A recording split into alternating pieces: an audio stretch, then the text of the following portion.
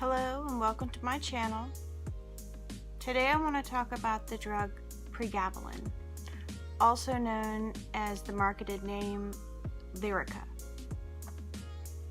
And I had a lot to say about it, and I didn't want to just sit here and ramble and because I'm not good at telling stories. My stories will be all over the place, so I wrote a little essay to read you. I hope to reach out to people that are also struggling on this stuff, or people who are considering taking it.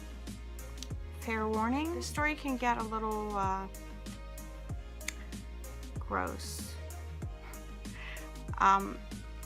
If you get a little queasy, thoughts about gross body fluids, or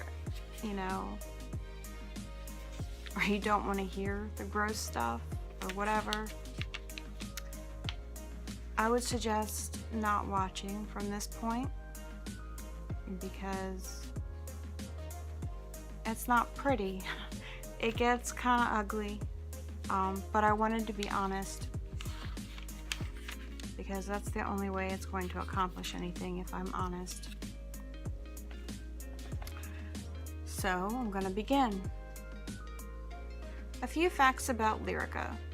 It's chemically related to gabapentin, which is marketed under the name Neurontin.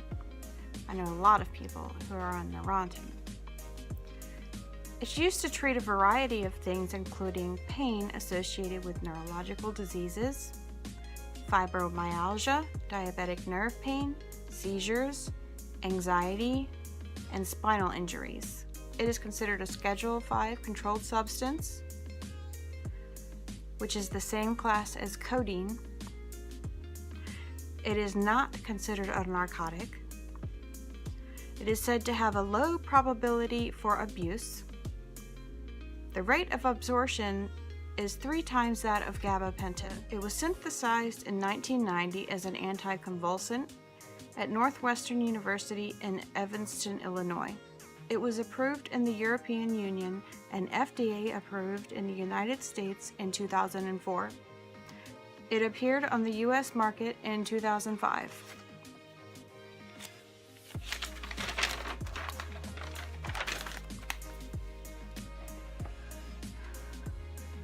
Lyrica, or pregabalin, has many side effects, including, you're going to have to sit down for this one, dizziness, drowsiness, blurred vision, increased appetite, weight gain, confusion, vivid dreams, changes in libido, irritability, attention changes, abnormal coordination, memory impairment, tremors, dysarthria, vertigo, dry mouth, vomiting, fatigue, depression, lethargy, muscle jerking and twitching, sweating, urinary incontinence, and suicidal thoughts and behavior. Sounds lovely, doesn't it? Okay, and I wrote a little story with it. The tiny pill that hijacked my life. My destructive relationship with pregabalin began in 2011.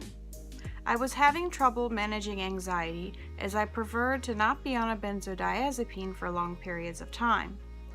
My psychiatrist recommended a somewhat new medication that they so happened to have tons of samples of. Right. They sent me home with 2 14-count sample boxes and told me to come back in a month to decide if it was working for me. They mentioned that it may also relieve the sciatic nerve pain that began after the birth of my second child. It sounded too good to be true. When I got home, I took my first pill and searched the internet for listed side effects and reviews. Today, Google will list tons of drug information pages, FAQs, blogs, and videos. But then, I couldn't find much of anything. The public hadn't had too much experience with it.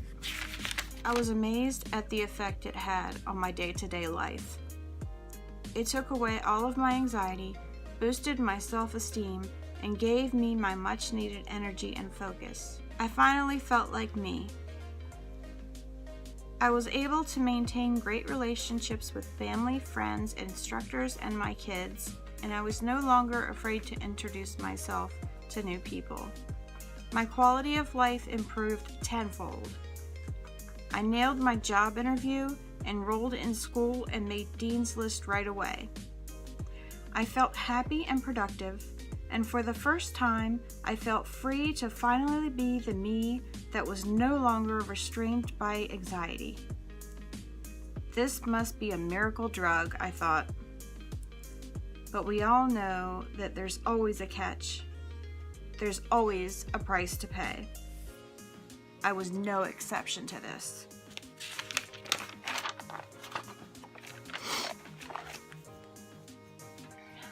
By 2015, I had convinced myself that I had somehow outgrown the anxiety issue. Right.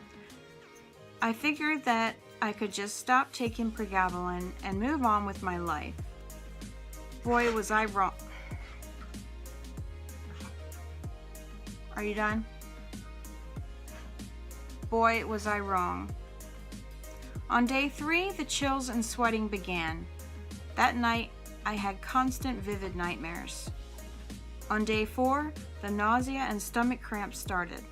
I lost my appetite and didn't eat that day. That night, anxiety and depression hit me hard. I didn't sleep at all. The diarrhea started before dawn.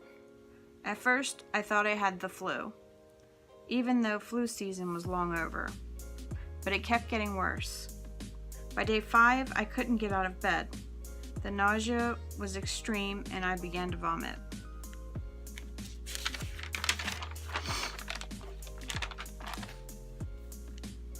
On day 6, I cried. I hadn't eaten or slept in a few days. I managed to get in a small nap or two that were riddled with nightmares.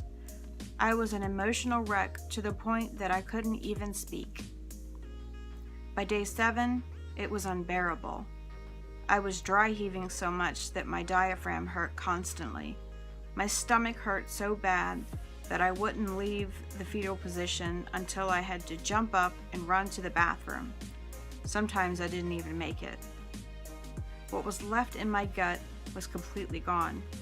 Now it was just mucus. Gross. I started smoking cannabis to relieve some of the pain, anxiety, and irritability. It helped me get through a few more days of dry heaving, crying, and pain. I thought that with a little more time, it would begin to subside.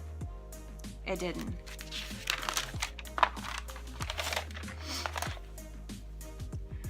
I was so rudely interrupted. Sorry about that. Finally, I just gave in and started back on a lower dose. It began to relieve the anxiety and suicidal thoughts that had haunted me for over a week. But by this time, I was admitted to the hospital. I had lost 12 pounds. My blood sugar was below 50 milligrams per deciliter. My cognitive functioning was severely impaired. I was dangerously dehydrated, and my potassium was dangerously low. After that disaster, I was back on my daily pregabalin regimen. I tried several more times to rid my body of this chemical that had a deadly grip on me.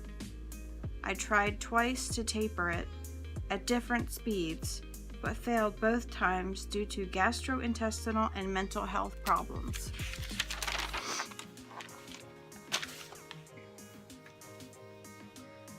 Today you can find tons of information and testimonials online. Apparently, it is now one of the top 5 most prescribed medication in the United States.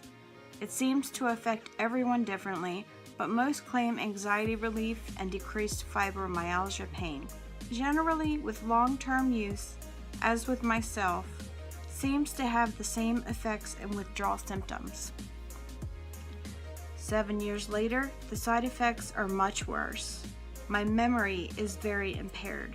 My speech is sometimes slowed and slurred, and my attention span is dimmed. My appetite is often increased, and I have gained over 65 pounds in 2 years. About half of the time, my vision is doubled as a result of an embarrassing problem with my eyes called alternating strabismus. I am convinced that it has caused permanent neurological damage. I hope my story is heard by people who are considering taking pregabalin. If you're going to treat an issue with the drug, consider short-term use. For me, the cons greatly outweigh the pros that this medication provides. I am currently tapering again. Right now, I am at 150 to 200 milligrams a day, down from 600 milligrams a day. I hope that I'm not too late and that it hasn't caused permanent damage. I am not expecting to be 100% free of this nightmare.